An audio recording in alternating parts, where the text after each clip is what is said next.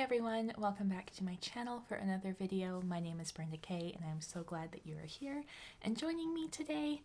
My last video I did a pattern walkthrough tour, I guess, of my sewing patterns, and I thought today I would talk about wardrobe planning. Now, my intention is not to make this a sewing channel. It's a vintage life channel or a simple living channel or something along those lines. More of a lifestyle overall thing.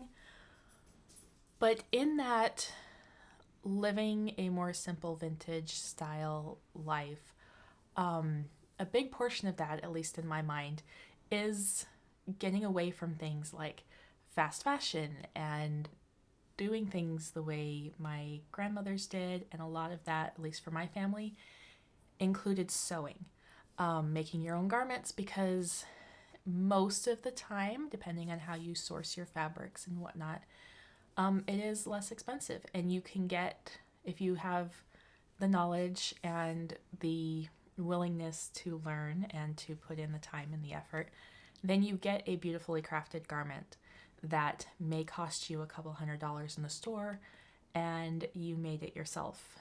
And it lasts, and it's something that is timeless and can last for, a couple of years or a couple seasons, or being a better steward of your resources, I guess, is what I'm trying to say all around. And for me, a big part of that is my clothing, because I do love clothing. I have long had a love of fashion.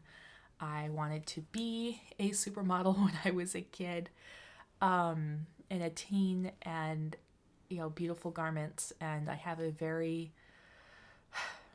high quality taste and desire, and a very low budget. So part of that is going to require me doing a lot of things myself and creating things on my own. So a big portion of that for me is going to be sewing. Obviously, I want to share other things about living a more vintage lifestyle, like victory gardening and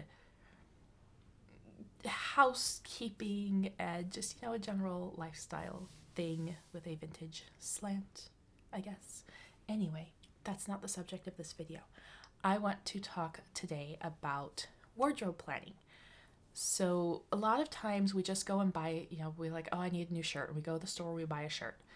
And we don't think about where that shirt came from, what it's made out of, who made it, or anything that has a greater impact. Oh. Sorry, there was literally a giant hornet flying around my window out here, and I was distracted for a moment. Anyway, we go and buy something, and we don't think about the impact that purchase has. We just buy it.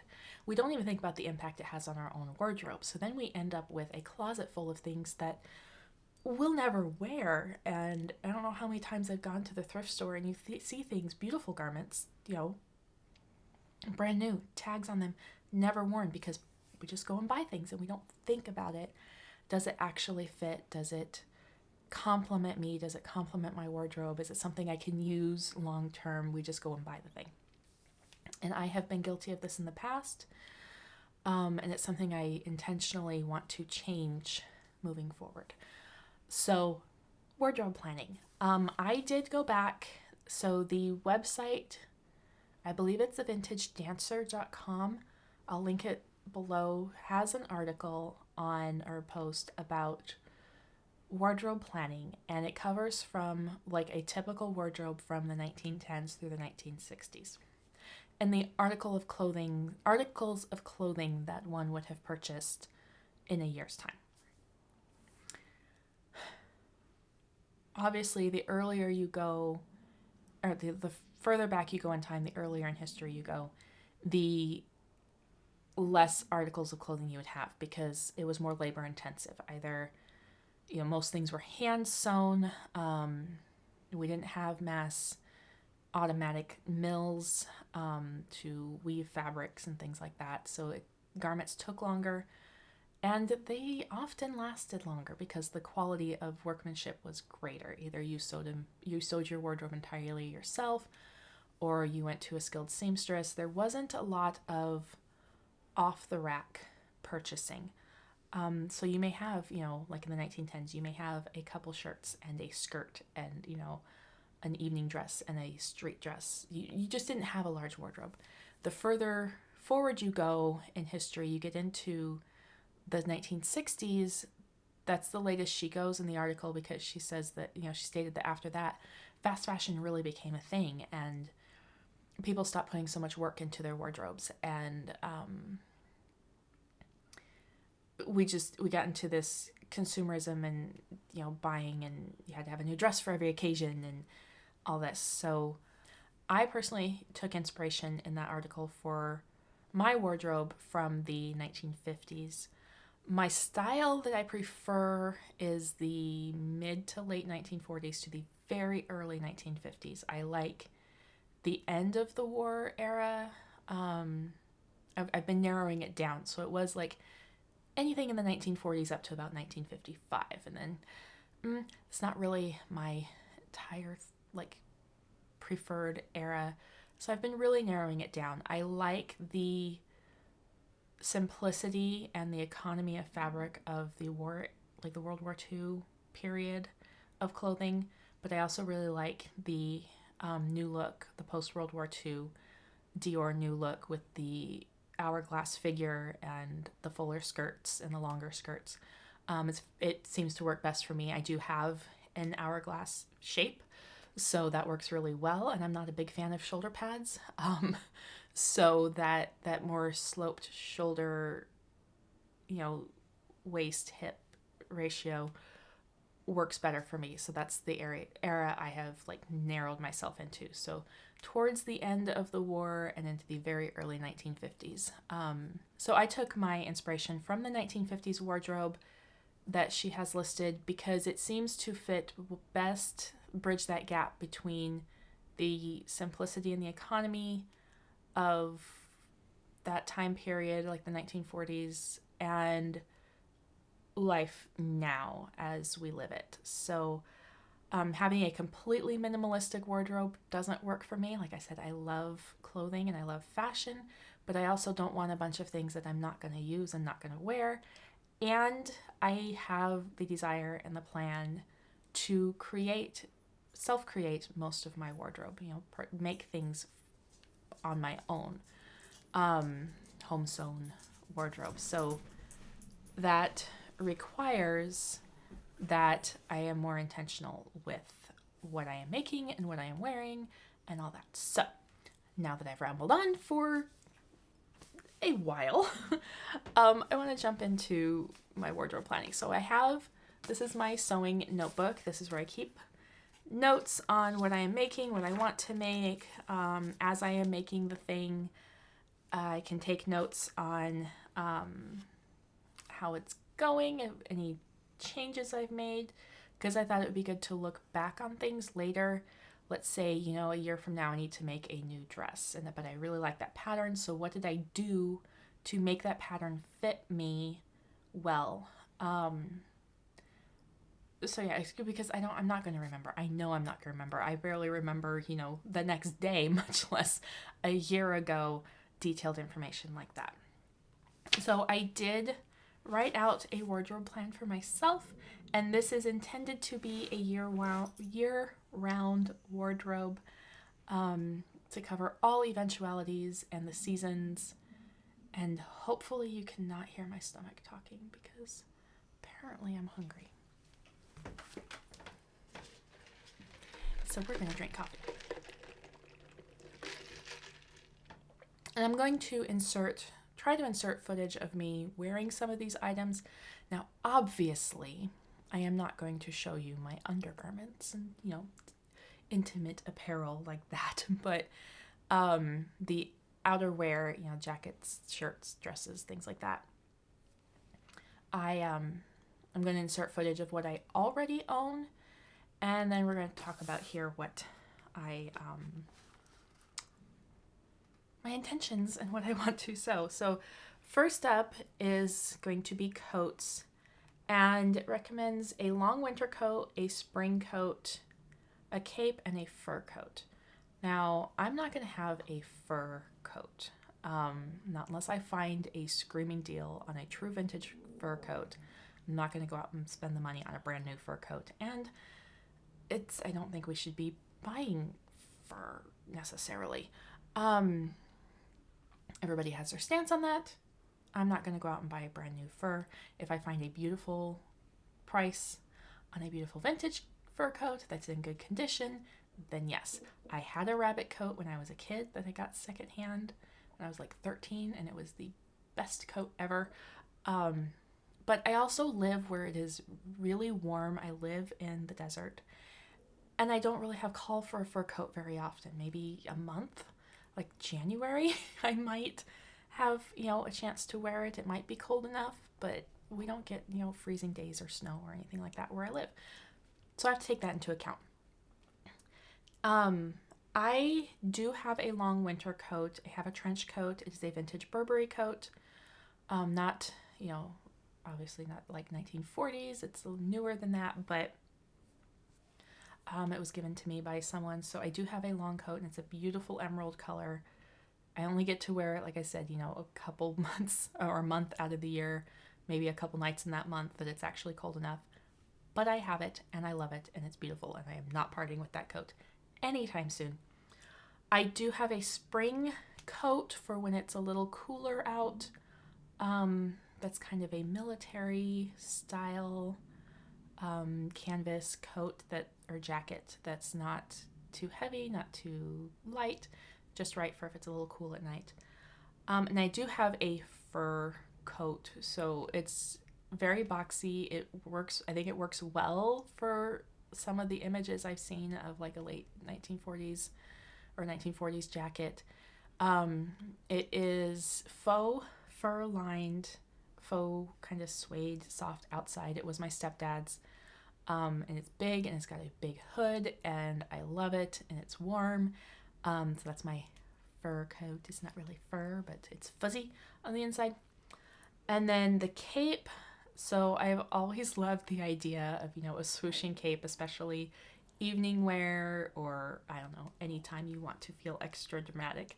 So I have plans to make a heavy cape.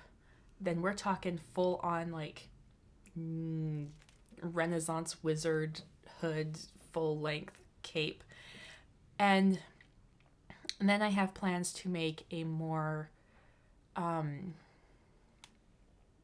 fashionable 1950s style cape coat. So it'll have sleeves, but it's going to be a swing cape coat or swing coat, not so structured like my trench coat. So it'll be lighter, great for spring, for more formal events or evening events, whatever. So that's that. Dresses. I do have a large dress list. I love to wear dresses. I love to wear skirts. Dresses are so easy. It is the easiest thing for me to sew. It's what I have always sewn. And I just love wearing dresses, and you throw it on. You don't have to think about matching shirt and pants, and you just throw on your dress and throw on some earrings and a bracelet or your watch and match your shoes, and out the door you go. Like, it's so simple, and they are so comfortable. I am a big fan of dresses. I wear dresses and skirts all the time. So I have a large dress list. And I've divided it. One of the reasons it's so large is I took and did spring and summer and fall and winter, because really I only have 2 seasons. I have hot, maybe 3. Hot, like way hot, not so hot, and then kind of cool. So I figured I'd do spring and summer and then fall and winter, because you can layer things and whatnot. So I have house dresses, 4 for the spring and summer, 4 for fall and winter. So these will be cotton dresses that I can wear around the house. Obviously spring and summer will probably be sleeveless or short sleeve or cap sleeve. Fall and winter ones will have longer sleeves, maybe be a little bit heavier cotton, not something really lightweight. Afternoon dresses, I have 3 for spring and summer, 3 for fall and winter. So these could be cotton, they could be rayon or some sort of silky fabric. And these are things that I could wear out to dinner or shopping with my family, or, you know, with my mom, or going to a movie. It's not an evening dress, but it's not, you know, a casual daytime dress. It's somewhere in between. And then I have 2 cocktail dresses for spring and summer and 2 for fall and winter. And these will be, you know, the more dressier fabrics, a little bit more, you know, maybe off the shoulder, or not evening wear, but, you know, something a little dressier that would be like a date dress, or a dancing dress because I go dancing, or, you know, something along those lines. It does recommend suits, so I figured 1 for spring and summer, 1 for fall and winter. And these will be skirt suits for me personally, probably with like a pencil skirt. And lighter, obviously, probably cotton or linen for summer. I'm not sure about wool for winter. I do currently have a couple wool skirts, but they're like A-line skirts and very airy and very, very, very lightweight. So if I can find a beautiful lightweight wool or wool blend suiting, I may do that for the fall and winter ones. I don't need a full-on heavy wool like boucle suit. It's too hot here. Skirts, 2 for spring and summer, 2 for fall and winter. So my spring summer skirts will probably be a cotton and a linen, and my fall and winter ones will be probably wool A-line skirts, because I really like the 2 that I have that I made. So I will make those again. Blouses, 3 for spring and summer, 3 for fall and winter. And shirts, I'm thinking like t-shirt type things, or more casual shirts. Blouses maybe a little dressier, a little nicer fabric. And these will be more casual, utilitarian. 2 for spring and summer, 2 for fall and winter. Sweaters, a pullover and a cardigan for spring and summer, and a pullover and cardigan for fall and winter. Now, obviously, I most likely will not use the sweaters so much in the summer unless it is like a knit. I have some short sleeve knit sweaters that I'll show. But like I said, it is hot here, so I don't really wear sweaters. I love sweaters. I love like big fluffy sweaters, and I have some for casual, like around the house loungewear kind of stuff, but in the winter. But yeah, you know, obviously you have to pick what works for your season and for your climate. Aprons, recommended 6 aprons, which I am so excited to make aprons because you can make them so cute, and there's so many styles of aprons, and I love wearing an apron when I'm working in the kitchen. I wear an apron when I'm working with my pottery. I wear an apron when I'm painting. I love aprons. So I'm excited to have the opportunity to make 6 different aprons. Pants, I did add a couple extra pants. So a pair of linen pants, a pair of cotton twill pants, a pair of denim jeans, and a pair of overalls. The denim jeans will probably be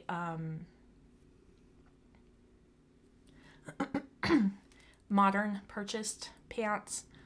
I don't really feel like sewing denim. The overalls, I most likely will make them out of something like a heavier cotton canvas, maybe. I'm not thinking of these as dressy pants. I prefer to wear a dress if I'm going to dress up for something, for an event. The overalls will be something I could wear like when I'm gardening, that kind of thing. 2 pairs of shorts. Again, I'll probably purchase a denim pair as needed, and then have another pair that's more vintage looking, more like 1940s, early 1950s looking play suit kind of thing.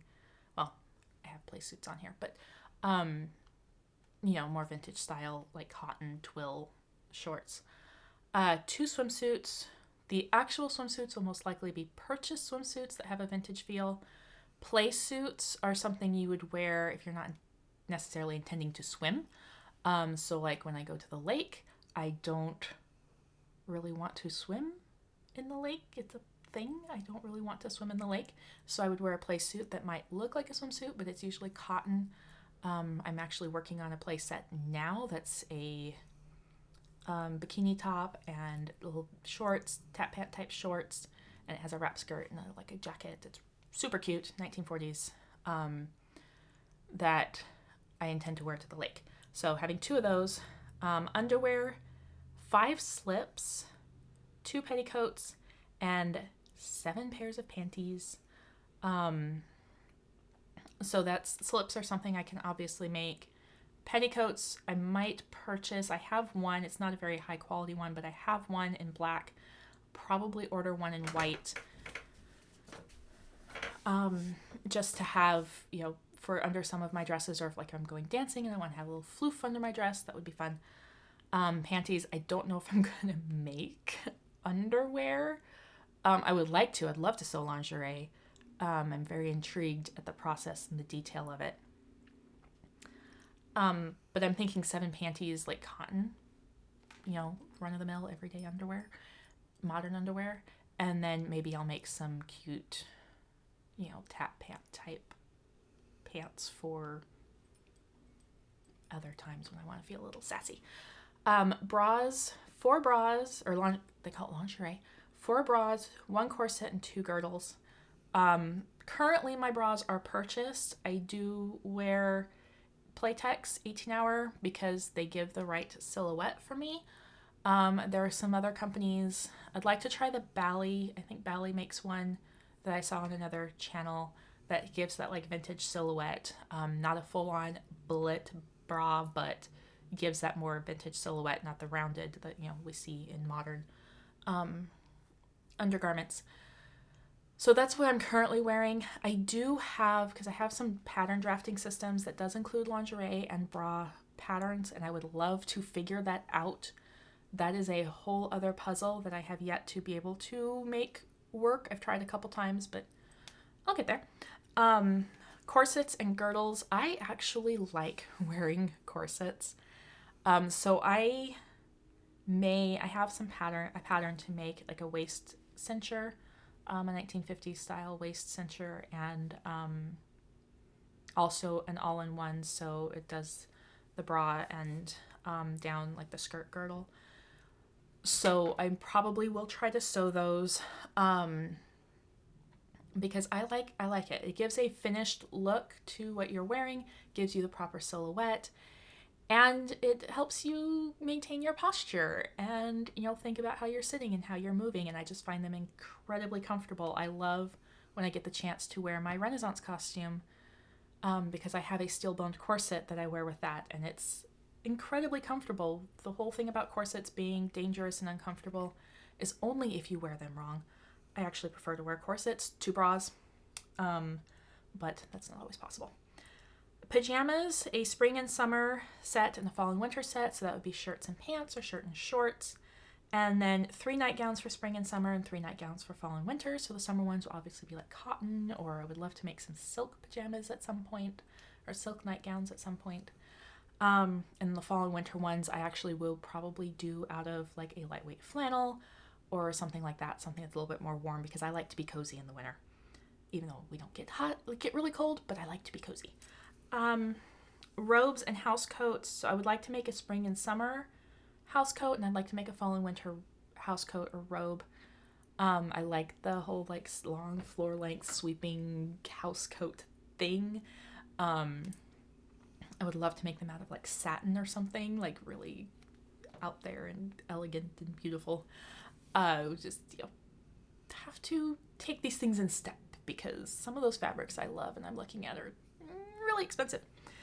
And then I would like to have a bed jacket for spring and summer and a bed jacket for fall and winter. So the bed jacket, as opposed to the robe, is something you would put on just to cover your shoulders if you're going to be sitting in bed reading, which I like to do at the end of the day. I like to sit in bed and read, or sometimes I'll watch a YouTube video, or I'll sit and crochet, but it's something that you can, so you're not like wrapped up in your robe sitting in bed, but you still have something covering, because some of the nightgown patterns I have, they're a little more lacy, and you might want to cover up if like your kid walks in the room or something. And then we get into hosiery, which obviously I will not be making. I will buy pantyhose and things like that. 2 for day wear, 2 for evening wear, 6 pairs of socks, and 2 tall winter socks. My tall winter socks are something I could actually make because I do know how to knit, and I like to knit socks. Bags, 2 day bags and an evening bag. And then for shoes, 2 low-heeled casual like loafer Oxford, a pair of dance shoes, a pair of casual shoes, a pair of tennis shoes, a slipper, a rain boot, and a snow boot.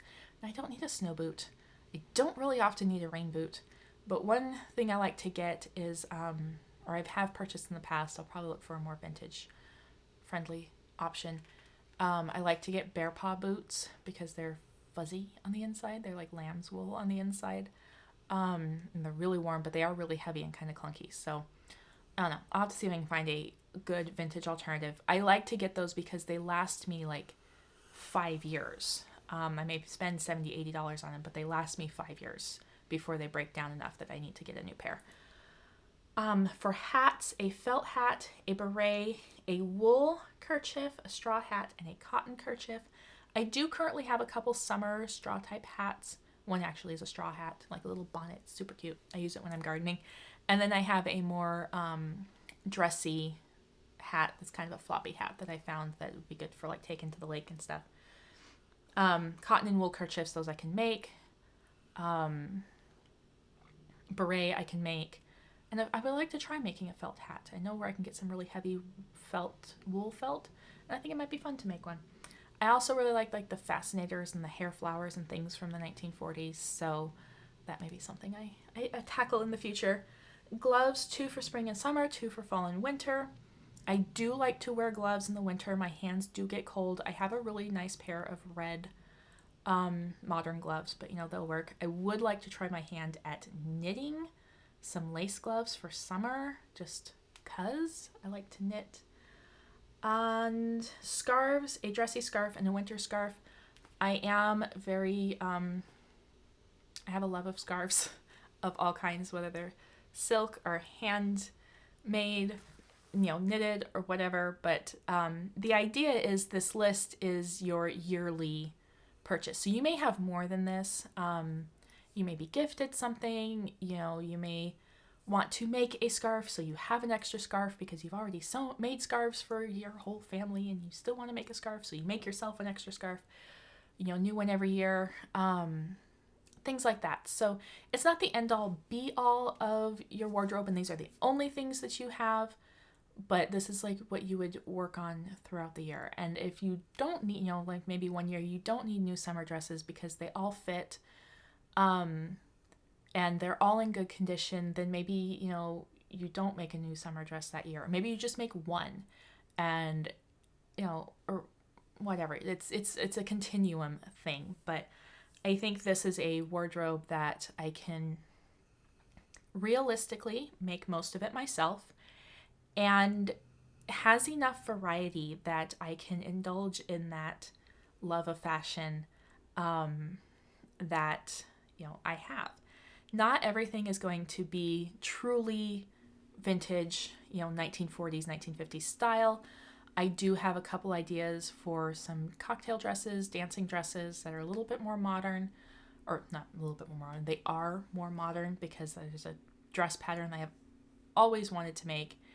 So it will be more modern, but those are for, like when I go dancing. So, things like that. But that is my wardrobe plan. Like I said, I'll insert footage here and there of me with my different items on. Hopefully I can figure that out. And yeah, up next is I just went and purchased fabric for this beautiful vision of a sundress that I have in my head that's going to be like a more dressy sundress that I could wear like on a date or dancing or something like that. So it's superseding every other plan that I had because I saw this fabric and I fell in love and this vision is in my head and I have to create it before I go insane. So that hopefully will be the next video. These sewing projects may have to be like in a series because I don't know how long it's going to take me to make some of these things. I do have a job and I do go to school and I have children and I have a home to run and, life. But I just want to share. Like, I'm going to be making these things anyway, so I might as well share and hopefully inspire someone else. So yeah, that's the end of this video. Hopefully once I get it edited, it is not too super long. And if you stuck with me this long, thank you so much, and I appreciate you. And go ahead and hit that like button and subscribe if you want to, I don't know, follow along and on this vintage style simplifying my life journey that I'm on. And I will talk to you all in my next video.